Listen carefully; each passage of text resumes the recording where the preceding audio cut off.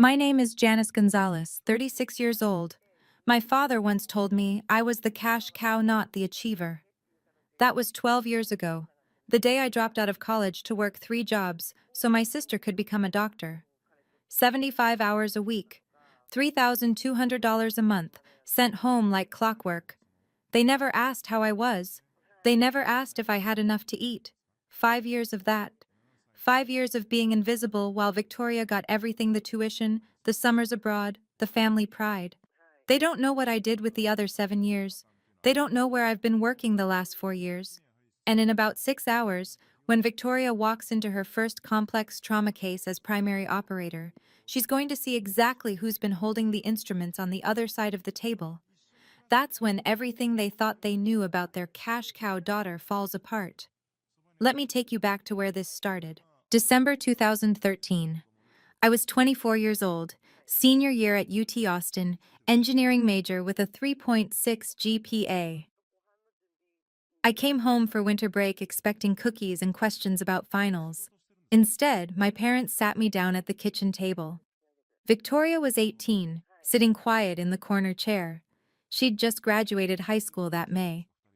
There was a blue acceptance letter stuck to the fridge with a magnet: UT Austin, biology program, pre-med track, the kind that costs money. My father's coffee cup was still steaming. The corner of the table had that chip in it from when I was 7 and dropped a plate. Normal things. Except nothing about that conversation was normal. "We need to talk about Victoria's future," Dad said. Daniel Gonzalez, construction foreman, 51 years old at the time, hands like leather from 30 years of work. "She's gifted. College costs money. You're doing fine, almost done. But Victoria, she could be a doctor. We need you to help." I remember looking at the acceptance letter, looking at Victoria, looking back at my father. Help how? My mother. Carmen, hospital housekeeping manager, the kind of woman who took double shifts without complaints. He didn't meet my eyes when she said it. "Quit school, get a job, just for a few years." Just for a few years. I looked at Victoria, waiting for her to say something, waiting for her to tell them this was insane. She looked down at her hands. 18 years old. She said nothing. 3 days later, I was in the registrar's office at UT Austin filling out withdrawal forms. The academic advisor was a woman named Ms. Holland. She had reading glasses on a chain and a nameplate that said academic counseling. "You have a 3.6 GPA in engineering," she said, looking at my transcript. "You're 1 semester away from graduating. Are you absolutely sure about this?" I signed the form. Student ID 501836229. Yellow paper, official university seal at the top. "It's a family thing," I said. "I have to." Ms. Holland slid the form into a folder. "Good luck out there." I walked past the library on my way out. Saw my classmates through the windows, studying for finals. Laptops open, textbooks stacked. I kept walking. Turned in my dorm key to the RA that afternoon. She said the same thing. "Good luck out there." I didn't feel lucky. The next week, I interviewed at 3 places. Riverside Logistics, a warehouse operation on the east side of San Antonio. Clean Pro Services, a commercial cleaning company. Sterling Catering, weekends and events. I got hired at all 3 within 5 days. The warehouse supervisor was a guy named Tommy Reeves. 50-something, gray beard, safety vest with reflective strips. He looked at my application: college dropout, no experience, desperate, and asked one question. "Can you lift 50 pounds? "Yes." "Can you do it 300 times a shift?" "I'll learn." He hired me on the spot. 40 hours a week, $11.50 an hour, 5 a.m. start time. I got a yellow safety vest and steel-toe boots from the supply closet. CleanPro gave me blue microfiber towels and a bottle of industrial cleaner. Night shift, 9 p.m. to 3 a.m., office buildings downtown. 20 hours a week, $10 an hour. Sterling Catering gave me a white button-up shirt and black slacks. Weekends, weddings, and corporate events, 15 hours a week, $12 an hour plus tips if we were lucky. I made a spreadsheet that week. 75 hours total. Color-coded by job. Green for warehouse, blue for cleaning, white for catering. I calculated my take-home after taxes. About $3,400 a month if I didn't miss a shift. Victoria's college tuition was $1,200 a month. My parents said they needed another $2,000 for expenses, books, supplies, a new laptop, transportation, apartment deposit. I sent $3,200 the first month, kept $200 for myself. January 2014. First paycheck from Riverside Logistics, $856 after taxes. I walked to Western Union after my shift, still in my warehouse clothes, boots covered in cardboard dust. The clerk printed a receipt. Transaction number 856-003. $800 sent to Carmen Gonzalez. I kept $56. My mother texted back 30 minutes later. Received. Victoria needs new laptop for school. Not thank you, not how are you, just Victoria needs. I ate a McDonald's dollar menu dinner that night. $3.18 for a McDouble, small fries, and water. I had a bus transfer ticket in my pocket and $52.82 left until the next paycheck in 11 days. I opened my banking app on my phone. The screen was cracked in the corner from when I dropped it the week before. Balance, $63.27. 11 days, I could do this. I could do. March 2014. I called home on Victoria's 19th birthday. Wanted to wish her happy birthday, see how school was going, maybe hear that things were okay. The phone rang 4 times. My mother picked up. Hello? Hey, Mom, it's Janice. Is Victoria around? I heard my father's voice in the background. He was talking to someone else. Didn't know I was on the line. Yeah, Janice is our cash cow now. Victoria's the real achiever. I froze. Phone pressed to my ear. Call duration 047. My hands started shaking. My mother said something I didn't hear. I hung up. I didn't call home for 9 months after that. The warehouse broke my body in small ways. 6 months in, my hands blistered, then calloused, then bled through the cheap gloves they gave us. I loaded boxes onto conveyor belts. 40 hours a week, box after box. The digital counter on the belt ticked over every time one passed the sensor. 1,263 boxes per shift. Some of the boxes had labels that said "handle with care." I handled them the same as everything else. Fast, efficient, no time to be careful. Tommy Reeves noticed after a few months. He saw the blood soaking through my gloves one morning, came over during break. You okay? Your hands are bleeding. I'm fine. Most people quit first week, he said. You've been here 6 months. I can't quit. He looked at me for a long moment. Then he reached into his locker and pulled out a backup pair of work gloves. Better ones, reinforced palms, actually padded. Here, he said. Use these. It was the first kindness anyone had shown me in 6 months. I took the gloves. Didn't trust myself to say anything else. Tommy nodded and walked away. Night cleaning crew was different, quiet. I worked alone most of the time, vacuuming office floors, emptying trash cans, wiping down desks. The building was downtown, 12 floors, mostly financial companies and law firms. I'd push my cleaning cart down the hallways at 11 p.m., fluorescent lights buzzing overhead, white hexagon tiles under my feet, Hoover commercial vacuum humming behind me. Badge number 47J clipped to my shirt. The desks all had personal items, photos, awards, coffee mugs with names on them. Desk 3B had a framed photo of 2 kids at Disneyland, both smiling, mouse ears, the castle in the background. Desk 5A had a plaque, Employee of the Year 2011. I emptied their trash, wiped their desks, vacuumed their floors. They would never know I existed. One night, I found a college acceptance letter in the trash can at Desk 7C. Someone had thrown away their future, torn it in half. I pulled it out, smoothed the pieces, read it. Congratulations on your acceptance to Texas State University. I kept it, folded it, put it in my pocket. I don't know why. Weekend catering was the worst. Not because of the work, because of the contrast.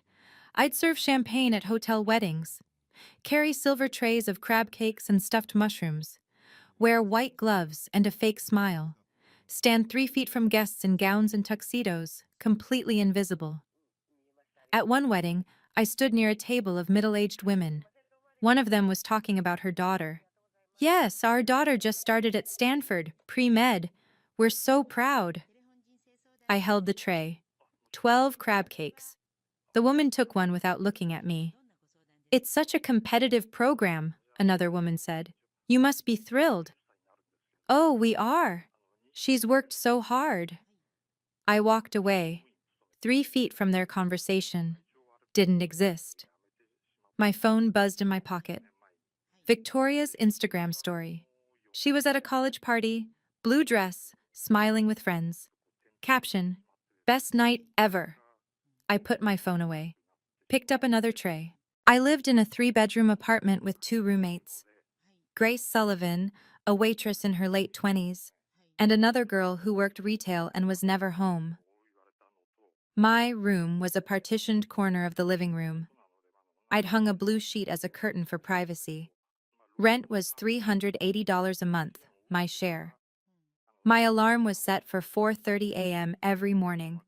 I'd wake up, eat ramen for breakfast, Maruchan chicken flavor, 33 cents per pack, and leave for the warehouse by 4:50 a.m. Grace tried to help sometimes. She'd make extra pasta, offer me some. You want some? I made extra. I'm good. Thanks, though. You've eaten ramen for like 2 weeks straight. I'm saving money. Saving for what? I didn't answer. What would you do if you had to choose between your future and your family's expectations? Let me know in the comments. May 2017. Victoria's college graduation. Biology degree. Summa cum laude. I saw the announcement on Facebook 2 weeks before. My mother posted, "So proud of our baby girl. College graduation coming up. 4 years of hard work." I requested the day off from Riverside Logistics. Tommy called me into his office. "It's inventory day," he said. "I need all hands." "It's my sister's graduation." He looked genuinely sorry. "I'm sorry. I really am. But if you leave, I have to write you up. 3 write-ups and you're gone." I couldn't afford to be gone. I worked inventory. May 20th, 2017, 10 a.m. to 6 p.m., scanning boxes, counting stock, while my sister graduated summa cum laude with her biology degree 50 miles away.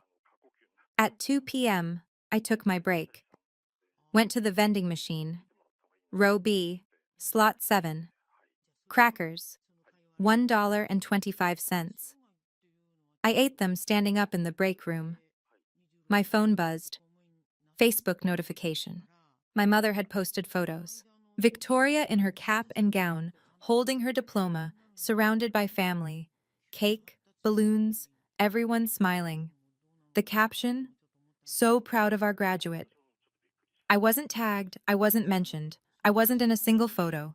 I closed Facebook, finished my crackers, went back to inventory. August 2018, 5 years in. Victoria had just finished a gap year and was heading to UT Health San Antonio for medical school. My parents threw a going-away party. I saw the photos on Instagram. New laptop, new apartment furniture, new professional clothes. Victoria doing an apartment tour, showing off her space, her roommate, her view of the medical campus. My father posted a photo with the caption, "Our daughter, future doctor, so proud to see her start this journey." I was working a double catering shift that day. 8 hours. 2 weddings back to back. My uniform had a sauce stain on the sleeve from the first event. I didn't have time to change before the second. At 8:23 p.m., standing in a hotel ballroom holding a tray of champagne flutes, I sent the monthly transfer. $900 that month. I'd added an extra $100 for Victoria's white coat and stethoscope. My mother texted back, THX. 3 letters. November 2016. The warehouse almost took my finger. I was loading boxes onto the conveyor belt, same as always. Box 1263 of the shift, and my right hand got caught in the loading mechanism. The belt jerked. Metal teeth. Pain. Tommy hit the emergency stop. I pulled my hand out. Blood everywhere. My index finger was mangled, skin torn, possibly fractured. Jesus Christ, Tommy said. ER, now. I drove myself. Couldn't afford an ambulance. The ER at University Hospital San Antonio was packed. I waited 90 minutes. They took me back, cleaned the wound, wrapped it, told me I was lucky I didn't lose the finger. The doctor was young, tired, end of a long shift. You need to keep this immobilized for at least 10 days. No lifting. I can't miss work. If you don't let this heal, you could have permanent nerve damage. I'll be careful. He looked at me like he'd heard that before. Handed me discharge papers and a prescription for antibiotics I couldn't afford. The ER bill was $890. I paid cash. My bank account went from $1,100 to $210. I went back to work 4 days later, hand wrapped in a brace. Tommy brought me coffee that morning. Didn't say anything. Just set it on the table next to me. The scar is still there. Right index finger, permanent. February 2017. I had $12.83 in my bank account. Rent was due in 3 days. My paycheck was delayed. Some issue with processing. They said it would be fixed by Friday. But Friday was too late. I sat on the bathroom floor at 2 a.m., knees pulled to my chest, staring at my phone. Banking app open. $12.83. Grace knocked on the door. You okay in there? I opened the door. She saw my face. What's wrong? Nothing. I'm fine. She sat down on the floor next to me. You're not fine. What do you need? I can't. My voice cracked. I can't keep doing this. Then don't. I have to. Grace pulled out her phone. How much do you need for rent? I can't take your money. I'm not asking. I'm offering. She opened Venmo. How much? $400. She sent it. Her phone made a little whoosh sound. Done. Pay me back whenever. Grace. You've been eating ramen for 5 years, Janice. Let someone help you for once. I paid her back in 3 weeks, but something shifted that night. I realized I couldn't keep doing this forever. I just didn't know what else to do. March 2017. I picked up an extra night shift at Clean Pro. New location. University Hospital San Antonio, the big trauma center downtown. They needed someone to clean the ER floors, 11 p.m. to 7 a.m., 6 nights a week. I took it. My first shift, I was scrubbing the hallway outside the trauma bays at 2:30 a.m. Floor buffer humming, white hexagon tile, smell of disinfectant and blood. The ER was quiet for once. Just the sound of monitors beeping from behind closed doors. A woman came out of OR3. Trauma surgery scrubs, green, splattered with blood. She looked exhausted. 45 maybe. Dark hair pulled back. ID badge. Dr. Elena Bradford, head of trauma surgery. She saw me kneeling on the floor, scrubbing. She stopped. You're new here. I looked up. Started this week. She glanced at the medical chart in her hand, then at me, then back at the chart. She frowned. You read that? She pointed to a patient chart I'd accidentally picked up, thinking it was trash. Oh no, sorry, I thought it was. You were reading it upside down, correctly. I didn't know what to say. I set the chart down. She studied me for a moment. The ER clock on the wall showed 2:47 a.m. Trauma surgery scrubs, floor buffer still humming in the background. What's your name? I hesitated. Janice? She nodded, walked away. I didn't think about that moment again until 2 weeks later. Dr. Bradford saw me again. Same hallway, 3 a.m., same floor buffer. This time she stopped and actually talked. What were you studying? I looked up from the floor. Excuse me? Before this, you said you're new. What were you doing before? I was in college, engineering. Didn't finish. Why not? Life happened. She leaned against the wall, arms crossed. That's a shame. You seem sharper than half the med students rotating through here. I didn't know how to respond to that. I went back to scrubbing. She pushed off the wall, walked toward the break room, stopped, turned back. There's a coffee pot in the break room. It's terrible coffee, but it's free. Help yourself. That was it. She left.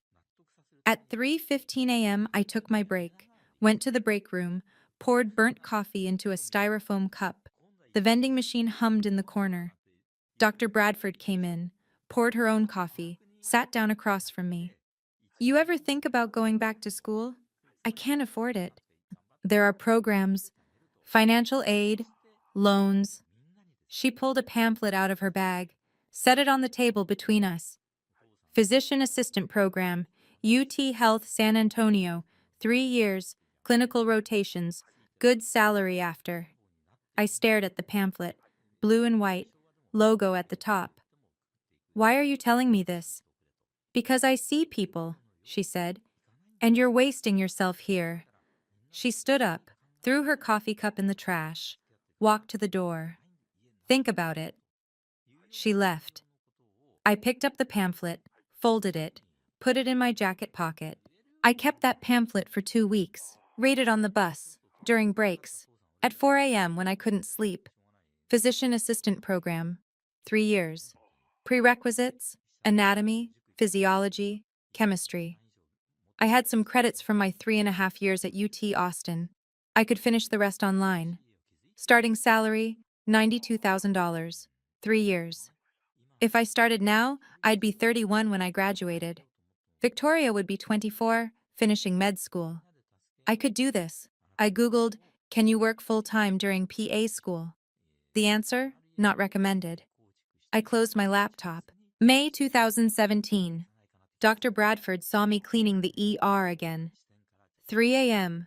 Trauma room. 3, door ajar, sound of a ventilator beeping inside. She came out, peeling off gloves. I'll write you a recommendation letter, if you want it. I stopped cleaning. Why? I already told you, you're wasting yourself here. I can't afford it. I can't stop working. Financial aid exists. Loans exist. You're 27. You have time. I have responsibilities. To who? Family? Something like that. Dr. Bradford pulled a pen from her pocket, wrote something on a paper towel from the dispenser, her cell phone number. Think about it. Call me. She handed me the paper towel, walked away. I stood there, holding it. Dr. Elena Bradford, 10 digits, an offer. I didn't throw it away. 3 nights later, I spent my entire shift researching. PA programs, federal loans, part-time options, income-based repayment plans. I did the math. Victoria's med school tuition would be $55,000 a year. My parents could cover $30,000 from their savings. That left $25,000 they needed from me. Monthly, $2,083. If I cut down to 2 jobs, 50 hours a week instead of 75, and took out loans for school, I could still send $2,000 a month. It would be tight. I'd have to budget every dollar, but I could do it. I filled 3 notebook pages with calculations, color-coded spreadsheet, loan calculator open on my laptop. I was sitting in a coffee shop at 11 p.m., using their Wi-Fi, 4th cup of coffee, hands shaking from caffeine. At 1:14 a.m., I pulled out my phone, texted Dr. Bradford. I want to try. She responded 6 minutes later. Good, I'll send you the application link tomorrow. June and July 2017. I finished my prerequisite courses online. Anatomy, biochemistry. Paid for them with a credit card I'd just opened. $2,400 total. I worked 50 hours a week, warehouse and catering, dropped the cleaning shifts, Sent $2,200 home every month to keep things stable while Victoria prepared for med school. Dr. Bradford wrote my recommendation letter. I never saw what she wrote. She sealed it in an envelope, handed it to me. "Don't open it," she said. "Just send it with your application." I wrote my personal statement in the break room at Riverside Logistics, 6 a.m., before my shift started. Tommy brought me coffee without asking. I wrote, "I have spent 5 years in service roles logistics, hospitality, maintenance. I have learned the value of precision, of anticipation, of seeing what others need before they ask. I believe these skills translate to patient care. I want to be the person who shows up when it matters." I submitted the application in August. Confirmation email came through at 11:47 p.m. I stared at it for 10 minutes. Then I closed my laptop and went to bed. October 2017. I got the email at work. I was loading boxes onto the conveyor belt, same as always, and my phone buzzed in my pocket. Subject line: "Congratulations from UT Health San Antonio PA program." I stopped. Box halfway to the belt. Tommy noticed. "You good?" I read the email 3 times. "Yeah," I said. "I'm good." I didn't tell anyone. Not Grace, not my parents, not Victoria. I accepted the offer that night. Program start date: January 14th, 2018. I told my family I got promoted at the warehouse. Shift supervisor, more responsibility, slightly fewer hours, better pay overall. My mother said, "That's good. Victoria needs help with her med school expenses next year." I said okay. I started PA school in January 2018. 28 years old, oldest in my class by at least 2 years. I hid the acceptance packet under my mattress, kept my PA student ID in my wallet, buried under old receipts where no one would see it. For 3 years, I lived 2 lives, and my family never knew. January 14th, 2018. First day of PA school. Anatomy lab. 36 students in my cohort. Most of them were 24, 25, fresh from undergrad, excited and nervous. I was 28. I'd been working 3 jobs for 5 years. I felt ancient. Dr. Bradford was the guest lecturer that day. Trauma surgery overview. She walked in, saw me sitting in the 3rd row, made eye contact. Nodded. I nodded back. She started her lecture. I took notes like my life depended on it. The girl next to me introduced herself. Beth. 22, bright-eyed pre-med dropout like me, but for different reasons. "Is this your first time in anatomy?" "Yeah." "Same. It's so intense. Where'd you do undergrad?" "UT Austin. A while ago." Beth smiled. "Cool." We dissected a cadaver that afternoon. Table 7, thoracic cavity. Page 203 in the Anatomy Atlas. The smell of formaldehyde was overwhelming. Green scrubs, scalpel in my hand. Dr. Bradford walked between tables checking our work. She stopped at our table, looked at my dissection. The subclavian artery cleanly exposed. "Good work," she said quietly. My hands didn't shake, not once. I realized something in that moment. I wasn't afraid. I was exactly where I was supposed to be. My schedule for the next 3 years. A classes 8 a.m. to 3 p.m. Warehouse shift 4 p.m. to 10 p.m. Sleep 11 p.m. to 6 a.m. Weekends, catering gigs when I could get them. I studied on the bus, during lunch breaks, in the warehouse break room with my textbook propped against my locker. I highlighted pharmacology notes while eating vending machine sandwiches. Energy drinks became a food group, 3 per day. My hands trembled from caffeine half the time. Beth and the other students would invite me out. Happy hour. Study groups at bars. "You coming?" "Can't, I have work." "Again? You work like every night?" "Yeah." They stopped asking after a while. I fell asleep in pharmacology class once. Second year, February 2019. I'd worked a double shift the night before warehouse and an emergency catering gig at 3 hours of sleep, Came to class running on Red Bull and desperation. Professor was lecturing on beta blockers. My head dropped. I jerked awake to Beth nudging my shoulder. The professor noticed. Didn't call me out during class. Afterward, she pulled me aside. You okay? I'm fine, sorry. You work nights? Yeah.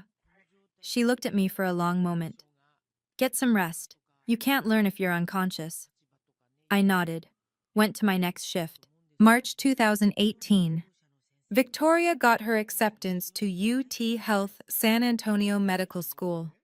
4 years MD program, starting fall 2018. The family group chat exploded. 47 unread messages in an hour. My father. Victoria got into med school. Our daughter, the doctor. My mother. I'm crying, so proud. Victoria. Thanks, everyone. I muted the notifications. I was in the library studying for my PA program finals, pharmacology exam in 2 days.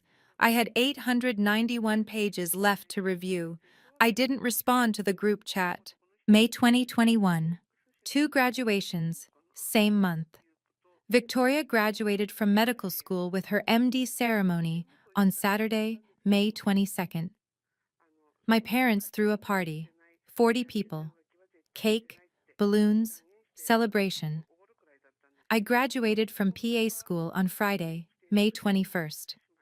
Navy blue gown. Ceremony at 2 p.m. I sat in the audience with my cohort. Beth's family was there. Parents, siblings, grandparents, everyone cheering when she walked across the stage. When they called my name, Janice Gonzalez, PAC. I walked across alone, shook the dean's hand, received my diploma. Dr. Bradford was there. She found me afterward in the lobby. You did it. 3 years working full-time. That's extraordinary. I almost didn't make it. But you did. That's what counts. She handed me a card. Blue envelope. Inside. Outstanding achievement in clinical excellence. Signed by her and the program director. I'm proud of you, she said. I couldn't speak. I just nodded. Dr. Bradford hugged me, first hug I'd received in years. I went home, set my diploma on my desk, took a photo of it with my phone timer, solo graduation photo. Just me, the diploma, the plain wall of my bedroom. That night, I saw Victoria's Instagram. Family photo, 50 people, cake with Dr. Victoria Gonzalez, written in frosting. My mother's caption, so proud of my baby girl. I closed Instagram, deleted the app. I didn't need to see that anymore. See, Dr. Bradford offered me a job 2 weeks later. Surgical PA, trauma department, University Hospital San Antonio. Starting salary, $92,000 a year. Health insurance, benefits. I want you on my team, she said. Trauma, you've seen enough suffering. Now you get to fix it. When do I start? 2 weeks, June 1st. I gave notice at all 3 jobs, called Riverside Logistics first. Tommy answered. Gonzalez, what's up? I'm putting in my 2 weeks. Silence. Then, you found something better? Yeah, I did. Good for you, kid. You deserve it. I called Clean Pro, called Sterling Catering, same conversation, 2 weeks. For the first time in 7 years, I would only work 1 job. June 1st, 2021. First day as a PA. 32 years old. I walked into University Hospital wearing scrubs, stethoscope around my neck, ID badge clipped to my collar. Janice Gonzalez, PAC. Dr. Bradford met me in the trauma bay. Ready? Yeah. Good. We have a GSW coming in. 22-year-old male. You're with me. We ran the case. I assisted. Watched Dr. Bradford work. Learned.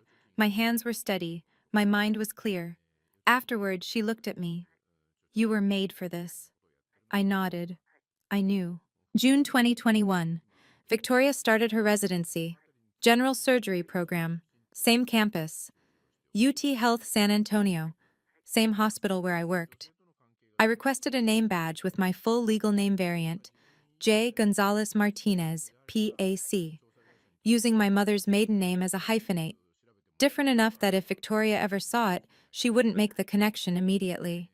I studied the campus map, planned my routes, used the back stairwells, ate lunch at odd hours, avoided the resident areas. I saw her once in the cafeteria. October 2021, 2 p.m. I was grabbing a late lunch. She walked in with other residents, scrubs, stethoscope, laughing about something. I turned around, left, threw my food away, ate a vending machine sandwich in my car. I wasn't ready to see her yet. My first major trauma case was October 12, 2021, 3 a.m. MVA, multiple vehicle collision, patient coding on arrival. Dr. Bradford was lead surgeon. I was first assist. The adrenaline was insane. Blood everywhere. Orders flying. Clamp, suture, retract. Dr. Bradford's voice calm and steady over the chaos. Janice Bovey. I handed it to her. Good. Now clamp the bleeder. There. Perfect. The patient stabilized. We closed. Time of surgery end. 4:47 a.m. Post-op, Dr. Bradford pulled off her mask. Blood on her scrubs. Exhausted. Your hands didn't shake. Not once. I was terrified. Terrified is fine. Freezing is not. You didn't freeze. I walked to the parking lot at dawn. The sun was coming up. I saw a group of residents arriving for their 7 a.m. rounds. Victoria was among them, coffee in hand, backpack over her shoulder. I got in my car, drove away before she could see me. March 2024. Victoria's third year of residency. PGY3. I saw her name on the senior resident teaching schedule. He was being assigned to help train junior residents in trauma. My stomach dropped. I immediately requested night shifts for the entire month. Dr. Bradford noticed. You requested night shifts for March? Yeah, I prefer nights. She looked at me. She knew, but she didn't push. Okay. I worked 7 p.m. to 7 a.m. every day in March. Victoria worked 7 a.m. to 7 p.m. We never crossed paths, except for the last day. March 31st. I came in 30 minutes early, 6:30 a.m. Victoria was leaving at 7 a.m., end of her rotation. We passed each other in the parking garage. Level 3. Fluorescent lights. She walked past me, 10 feet away, phone in her hand, texting someone. She didn't look up. She didn't recognize me. I exhaled. August 2023, 2 years into my job, Dr. Bradford called me into her office. I'm making you senior PA, she said. Salary bump to $128,000. You'll train new hires and supervise residents on their rotations. Residents? Yes. You'll scrub in on their cases, guide them, teach them. You've earned it. Senior Surgical PA. I was 34 years old, making more than most attendings made at their first job. I looked at my new badge when it arrived. J. Gonzalez Martinez, PAC, Senior Surgical PA. I thought about my father's voice. You're just the cash cow. I put the badge on, went to work. June 2024. I got my pay stub. Monthly salary, $10,666 before taxes. Annual, $128,000. Victoria was in her third year of residency. PGY3 salary, about $68,000. Still, I out-earned her by $60,000. The realization didn't feel triumphant. It just felt strange, hollow. I sent $500 home that month. First time in 10 years I'd sent less than $2,000. My mother texted, "Is everything okay?" I didn't respond. September 2024. Dr. Bradford assigned me to work more closely with our senior residents, including Victoria, who was now PGY3. I want you helping refine their technique, she said. You're the best teacher I have. I nodded. Victoria and I had managed to avoid working directly together for 3 years. That was about to end. November 2024. Dr. Bradford called me into her office. I need you to start working more directly with Victoria, she said. She's PGY3 now, solid technically, but she needs refinement. You're the best teacher I have. I nodded slowly. Okay. You two have been dancing around each other for 3 years. It's time. June 2021 through November 2025, 4.5 years. The dance. Victoria and I worked the same hospital, different schedules. I requested trauma cases when she wasn't assigned. I knew her rotation schedule better than my own. Close calls everywhere, elevator, cafeteria, parking garage, hallways. I became an expert at avoidance. I'd see her coming, turn the other direction, duck into stairwells, wait in bathrooms until she passed. It was exhausting. August 2025. My car broke down. First time in 2 years I had to take the bus. I was standing at the bus stop outside the hospital at 6 p.m. Victoria walked out of the main entrance, got into a new car white SUV, probably a graduation gift from my parents, and drove away. She didn't see me at the bus stop. I got on the bus, rode home. The car was fixed 3 days later. September 2025. I was in the cafeteria at 2 p.m., off-peak hour, eating a pasta salad. Victoria walked in unexpectedly. I stood up, walked to the bathroom, single stall, locked the door, set a timer on my phone. 10 minutes. I could hear my heartbeat. This is ridiculous, I thought. I'm 36 years old hiding in a bathroom from my 30-year-old sister. But I'm not ready. Not yet. Timer went off. I came out. Victoria was gone. My food was cold. Jackson, one of the PGY ones I'd been training, saw me come out. You good? Yeah. Just needed a minute. He nodded. Didn't ask questions. October 2025. The locker room. I was changing scrubs. Locker number 247. Halfway through pulling my shirt over my head, I heard Victoria's voice. Next row over, talking to another resident. I froze. Shirt half on. Listening. Yeah, my parents are visiting this weekend, Victoria said. Taking me to dinner. They're so proud. They sacrificed a lot for me to be here. I owe them everything. My hands clenched. Metal locker door cold against my palm. They sacrificed. I waited until she left. Sat on the bench for 5 minutes. Breathed. She has no idea, I whispered to myself. Would you confront your family if they took credit for your sacrifice? Let me know what you'd do. November 18th, 2025, 4:42 p.m. Dr. Bradford called me. I need you on a case December 14th. Trauma. Teaching case. Victoria's primary operator. Your first assist. My stomach dropped. Can someone else do it? I need you. You're the best I have for that. Victoria needs someone who can refine her technique. She doesn't know who I am. I know. Dr. Bradford's voice was gentle. But she will after this case. Silence. What if She'll handle it, and so will you. The call ended. I stared at my calendar. December 14th, 26 days away. I spent November building a folder. Manila folder, worn at the edges. Inside, Western Union receipts, 2014 to 2018, every $3,200 transfer, 60 receipts total, pay stubs from all 3 jobs, warehouse, cleaning, catering, my PA school diploma, May 2021, certificates, outstanding clinical excellence, senior surgical PA, photos. Me in the OR, scrubbed in, assisting Dr. Bradford. Dated 2023. Dr. Bradford's recommendation letter from 2017. I'd kept a copy. Current pay stub. November 2025. $128,000 annual salary. I didn't know why I was building this folder. Maybe to prove I existed. Maybe to prove I succeeded. Maybe just to show them I wasn't the cash cow anymore.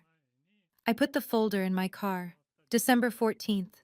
I'd bring it, just in case. December 13th, 2025, 11 p.m. I was at the hospital reviewing the chart for tomorrow's case. Patient, male 34 years old, MVA, internal bleeding, suspected splenic rupture, CT showed grade 3 laceration, exploratory laparotomy likely, good teaching case, clear pathology, manageable complexity, perfect for a PGY3 primary operator. Victoria was listed as primary operator, PGY3, capable but still learning. This would be her first time leading a complex trauma case start to finish. Chart number 25-8903. CT scan images clipped to the front. OR scheduled for 8 a.m. My phone buzzed. Dr. Bradford, get some sleep. Tomorrow's a big day. I didn't respond. I sat there with the chart, drank my fourth coffee of the day, stared at the CT images. Tomorrow, 1 a.m. I was sitting in my car in the hospital parking garage. Level 3. Streetlight flickering overhead. The folder was on the passenger seat. I opened it. Looked at the first Western Union receipt. January 2014. $800. Transaction number 856-003. Looked at my graduation photo. Solo. 2021. Navy blue gown. Looked at my current pay stub. $128,000. 12 years in one folder. From cash cow to this. Senior surgical PA. Teaching the achiever how to save lives. Is this revenge? I thought. Or just proof I survived? I closed the folder. Tomorrow they'll know, I said out loud. All of them. I drove home. Tried to sleep. Couldn't. Rehearsed in my head. What to say. How to stay professional. Whether to tell Victoria before the case or during or after. I decided during. Let the work speak first. I'll wait until we're scrubbed in. I'll do my job. I'll teach her. And then we'll see. My alarm went off at 5:30 a.m. December 14th, 2025. Showtime. 7 a.m. I arrived at the OR. Checked the instrument tray. Scalpel, clamps, retractors, sutures, all laid out. Reviewed the case one more time with Dr. Bradford. You ready? She asked. As I'll ever be. She's good. Nervous, but good. She'll need you today. I know. You going to tell her? Eventually. Not before the case. Dr. Bradford nodded. Fair enough. The anesthesia machine hummed in the background. OR number 3. Clock on the wall. 7:03 a.m. The door opened. Victoria walked in. Scrubs on, hair pulled back, nervous energy radiating off her. She saw Dr. Bradford, nodded. Then she saw the name on my badge, J. Gonzalez Martinez, PAC. She didn't recognize me. 7:40 a.m. Scrub room. Victoria and I stood side by side scrubbing our hands. Soap, water, foot pedal.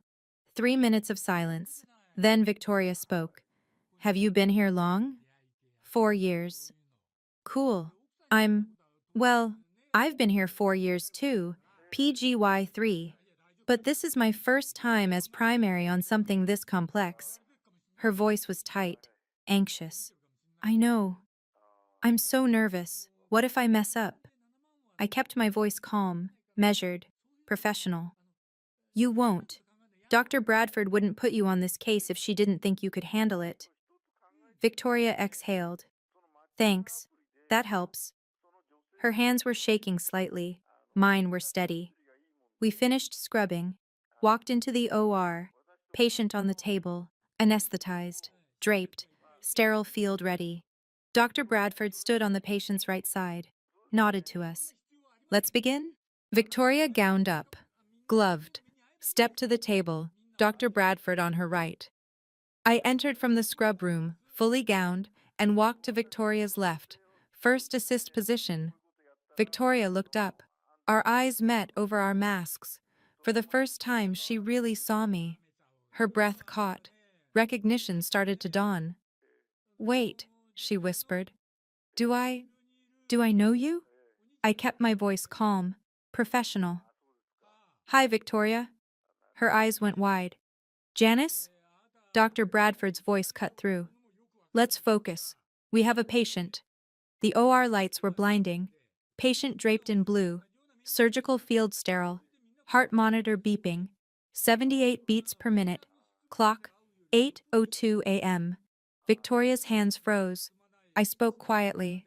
Scalpel. The nurse handed it to me. I handed it to Victoria. Make the incision. I'll guide you. Victoria's hand was shaking. The scalpel trembled in her grip. I placed my gloved hand over hers. Sterile to sterile. Steady pressure, midline incision, xiphoid process to pubic symphysis. I'm right here. Her voice was tight, barely controlled. I can't. Yes, you can. Breathe. I've done this 200 times, trust me. Dr. Bradford's voice, calm and steady. Listen to Janice. She's the best first assist I have. Victoria took a breath, steadied herself. She made the cut. Clean, controlled. Blood welled at the incision edge. Good, I said. Now Bovie for hemostasis. Victoria looked at me, eyes still shocked, but her hands were moving. The case proceeded. I guided her through every step. Retractors, clamps, exposure of the spleen, vessel ligation. Retract here. See the splenic artery? Clamp proximal and distal before you cut. Like this? Exactly. Now ligate. Double tie. You're doing great. Dr. Bradford watched, interjected teaching points. Janice, show her the proper angle for the tie. I demonstrated. Victoria mimicked. Perfect. The spleen came out, vessels tied off, patient stable. Dr. Bradford. Excellent work, Dr. Gonzalez. Janice, excellent assist as always. Closure. I walked Victoria through it. Fascia layer, subcutaneous layer, skin.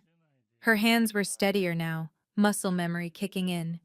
Fascia first, running suture, 0 PDS, full thickness. Victoria's voice was quieter now. How do you know all this? Practice, lots of practice. Final skin staple placed. Dr. Bradford checked the time. Time of closure, 10:47 a.m. Well done, everyone. The patient was wheeled to recovery. We de-gowned. Dr. Bradford pulled off her mask. Dr. Gonzalez, that was excellent for your first time as primary on a complex case. Janice, thank you. Victoria was silent, processing. I removed my mask, full face visible now. Victoria stared at me. We need to talk, she said. Break room. 11:08 a.m. Just Victoria and me. The worn couch. Vending machine humming. Empty coffee pot. Long silence. Victoria finally spoke. How long have you been here? 4 years? Why didn't you... She stopped. Started again. I don't understand. You're a PA? When did you... How? PA school. 2018 to 2021. Started working here June 2021. But you were working those jobs. The warehouse. I did. For 5 years. Then I went back to school. Victoria sat down, put her head in her hands. Does Mom know? Does Dad? No. She looked up. What do you mean, no? I mean they don't know. And they're about to. What are you talking about?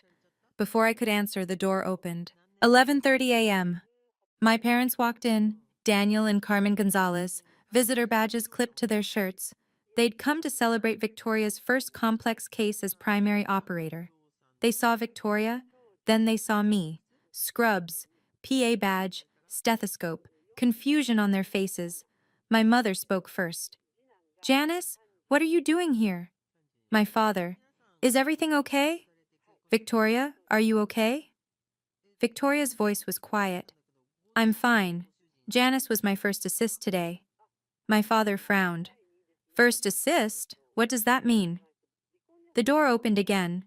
Dr. Bradford walked in. "You must be Victoria's parents," she said, extending her hand. "I'm Dr. Bradford, head of trauma surgery. Your daughter did excellent work today." My parents shook her hand, still confused. Dr. Bradford gestured to me. "And Janice here is my senior PA. She's been training our residents for years. Victoria was lucky to have her today." My mother's face, pure confusion. "Janice is a PA?" "Yes," Dr. Bradford said. "One of the best. We couldn't run this department without her." My father turned to me. "When did this happen? How long have you been here?" I pulled the manila folder from my bag, set it on the table. 4 years. I opened it, spread the contents across the break room table. Pay stubs, diploma, certificates, photos, Western Union receipts, yellowed and creased. "I've been here 4 years," I said. My voice was calm, controlled. "PA school, 2018 to 2021. Started working here June 2021. 4.5 years total." My father picked up a pay stub. His hands shook slightly.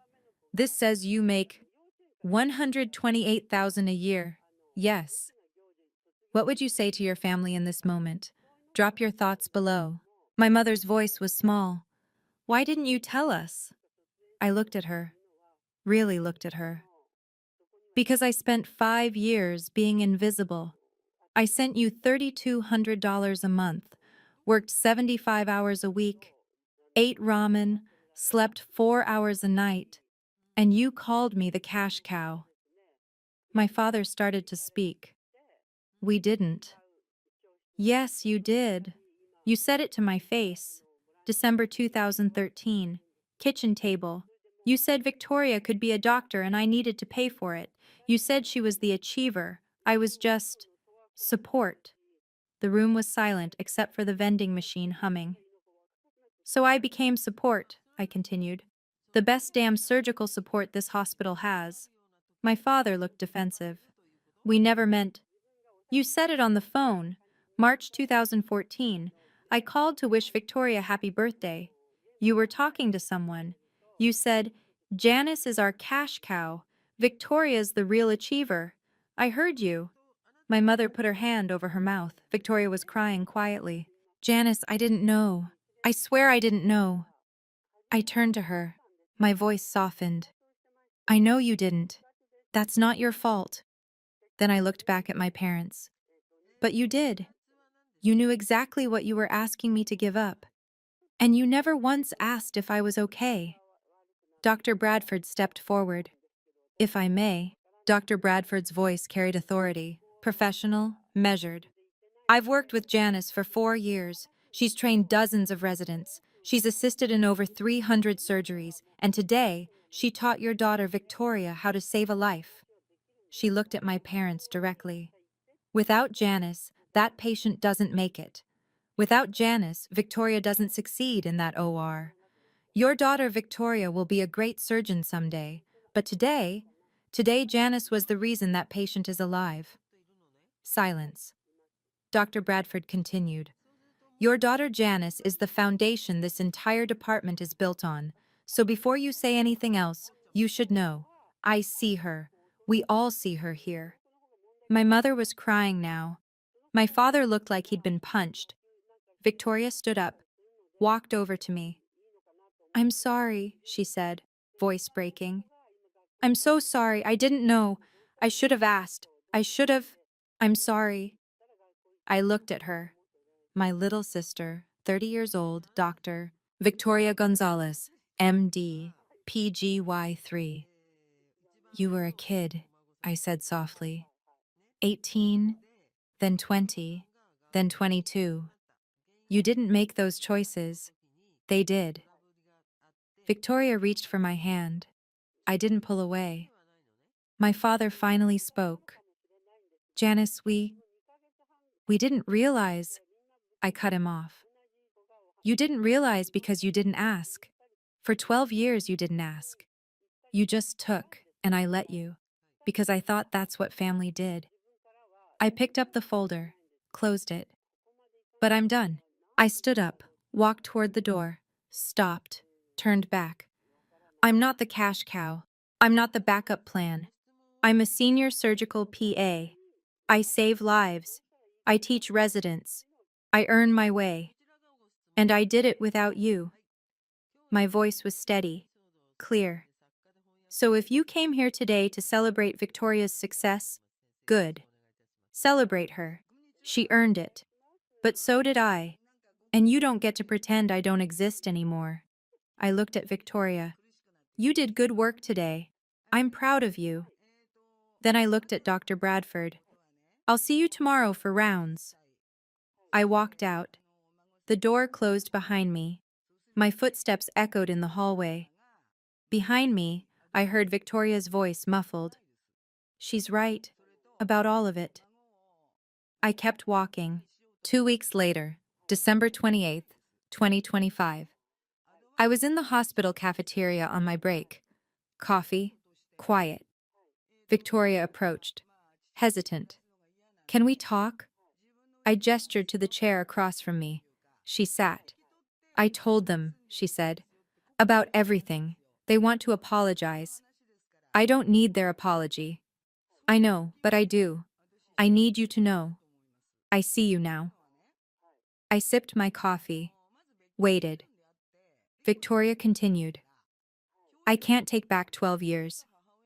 But I want you to know I'm grateful. Not just for the money. For today. For teaching me. For being better than they ever gave you credit for. Thanks. Can we... She hesitated. Can we start over? I thought about it. Really thought about it. We can try. Victoria smiled. Small. Genuine. We sat there for a while. 2 sisters, 2 Gonzalez women. Both in scrubs. Both in medicine. Different paths. Same building. The December afternoon light came through the cafeteria windows. San Antonio skyline in the distance. Victoria finished her coffee. Stood up. I have to get to rounds, she said. Yeah, me too. She started to leave. Stopped. Turned back. Janice? Yeah? Thank you for everything. I nodded. She left. I sat there for another minute, finished my coffee, looked out the window. 12 years. From cash cow to this. I stood up, threw my cup away, headed back to the trauma bay. Dr. Bradford was waiting. Ready for the next case? Always. We walked into OR3. New patient, new case, new day. Victoria was there, scrubbed in, part of the team now. She saw me, smiled. I smiled back. Dr. Bradford started the case. All right, team. Let's save a life. And we did. Because that's what we do. That's who we are. Not the cash cow. Not the achiever. Just people who show up when it matters. Even when no one sees you. Especially when no one sees you. Have you ever been underestimated by your family?